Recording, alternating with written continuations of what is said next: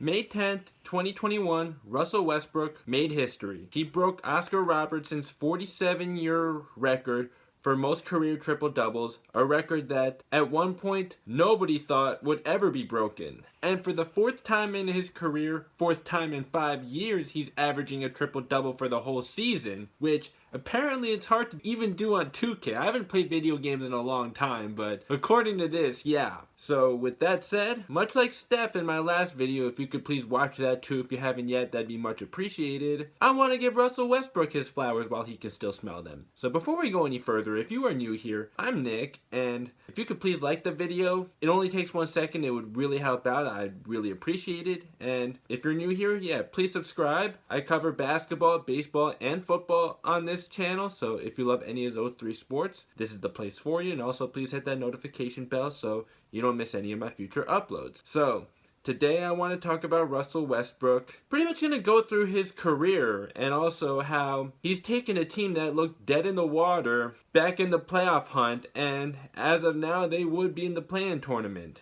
So before we go any further, let's play the intro.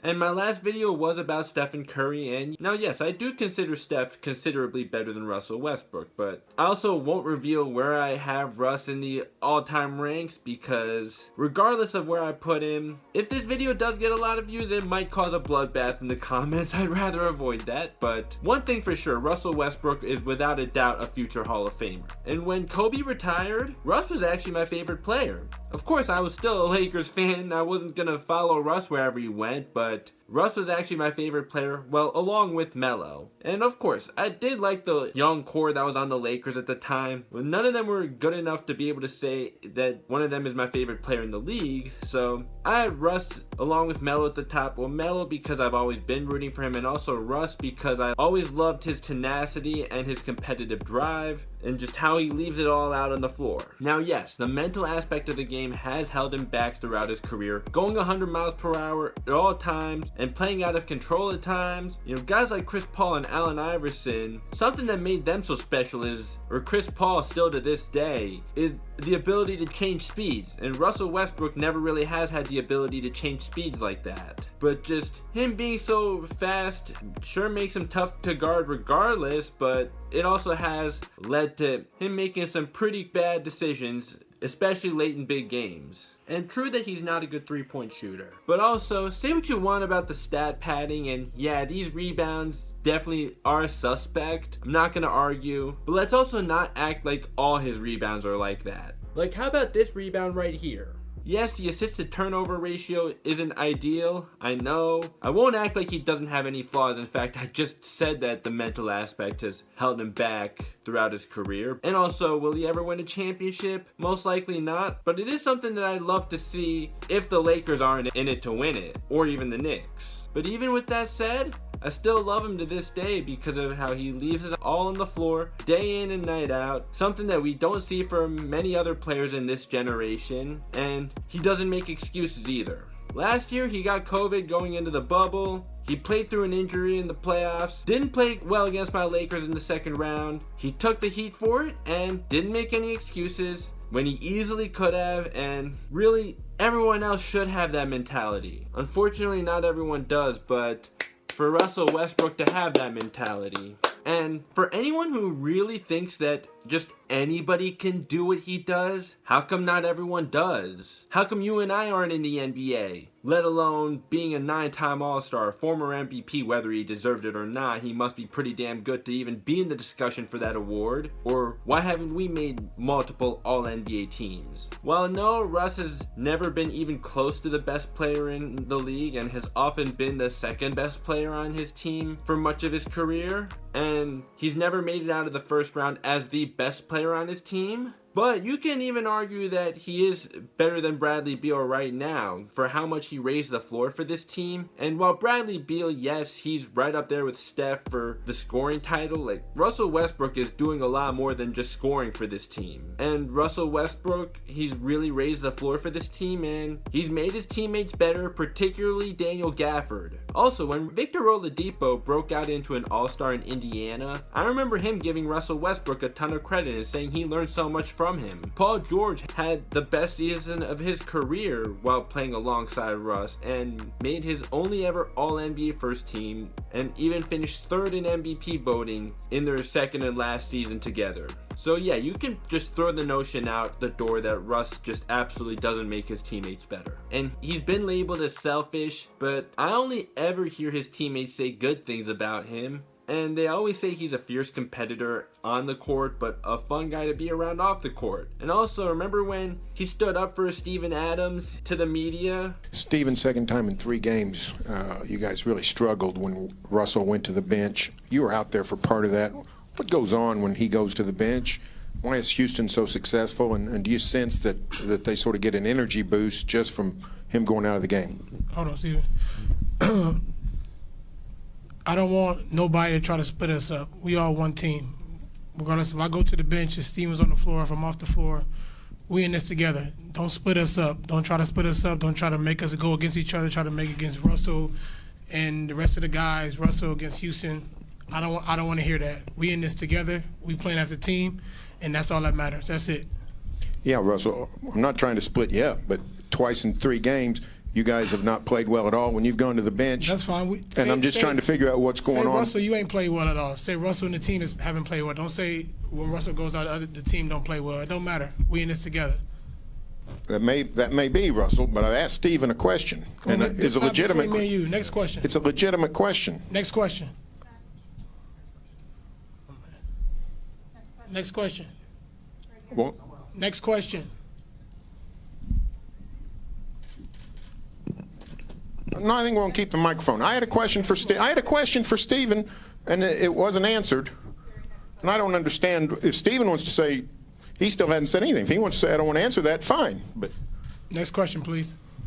I don't think a selfish guy would be able to stick up for his guy in front of the media while the whole world is watching and to be able to say, no, we win as a team, we lose as a team. Whatever the stats say, whether the team is doing better with or without me, no, we're all in this together. Like, I love that from Russ. I remember when I saw that, I was like, yo, this is what I love to see out of the best player on the team.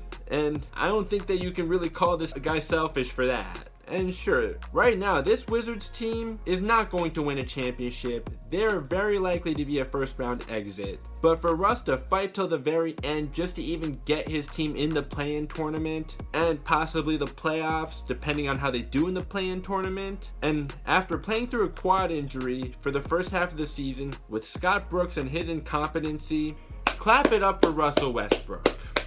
In that last game, he kept the Wizards in that game without Bradley Beal, although they did have a timeout left on that last play, right? Correct me if I'm wrong, but if they did, they definitely should have used it. But I also think that Russ should have went straight to the rim rather than chucking up a 3 while down by 1 point. It was not a very well executed last play, but I'm going to continue praising him from here on out for the rest of this video. And if you did watch my last video on the Wizards where I mentioned Russ leading the league in clutch field goal percentage, yeah, it may be taken with a grain of salt. I don't think that's a conclusive argument that he's the most clutch player in the league by any means, but he must be doing something right to be leading the league in clutch field goal percentage if he still is. And he definitely has had his clutch moments this year. And I did mention a game when he shot that he missed, but that's not the only criteria for being clutch. Like how you do in the fourth quarter or overtime in a close game, that matters too. And I predicted the Wizards to be a low-seeded playoff team going into this season. I was ready to give up on them too. But thanks mostly to Russell Westbrook that they're not dead yet, and if the season ended today, they would be in the play-in tournament. We can even backtrack again for a little bit, but we'll backtrack even further though to when Kevin Durant was the man of the team on the Thunder. Don't you think that when Russell Westbrook tore his meniscus in the 2013 playoffs made a huge difference? the Thunder absolutely would have gotten to the conference finals with him, at least in my opinion. Do I think they would have beat the Spurs though? Probably not. I mean, the Spurs beat them the very next year with Russell Westbrook healthy, but the Thunder definitely would have at least gotten to the conference finals and probably at least put up a fight against the Spurs in the conference finals that year if they had Russell Westbrook. So in conclusion, yes, it's fair to say the mental aspect of Russell Westbrook's game has held him back, especially in the playoffs, but I also see the selfish label as something that's absolutely blown out of proportion. He may never win a championship, but regardless of that, I absolutely respect his competitive drive and how he doesn't make excuses. So just want to give Russell Westbrook his flowers while he can still smell them. He's only going to be in the league for so much longer, and we also never know how much time we have left on this earth. So gotta appreciate him while we can, because we're probably never gonna see anyone like him in the league again.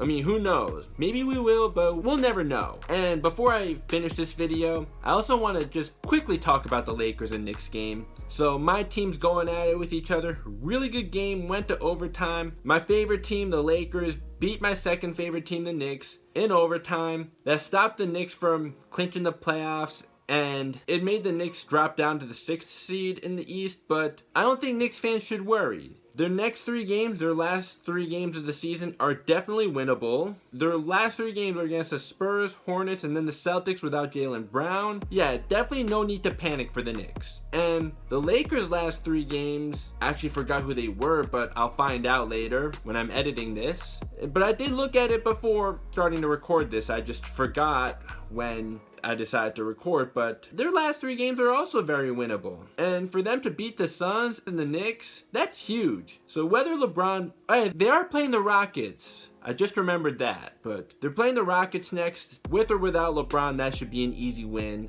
Yeah, all 3 of the remaining games are very winnable with or without LeBron. But we'd still like to have LeBron so he can be in rhythm before the playoffs. So, alright, that's going to do it for today. Thank you so much for tuning in. You can feel free to let me know your thoughts in the comments. Congrats to Russell Westbrook on this achievement. Please remember to like the video if you haven't yet. And if you still haven't subscribed yet, why? Please, can you just subscribe? I mean, you must have enjoyed this video enough to want more from me, right? If you listen to me talking for over 10 minutes. So yeah, just hit that subscribe button. And also please hit that notification bell so you don't miss any of my future uploads. And I will see you next time.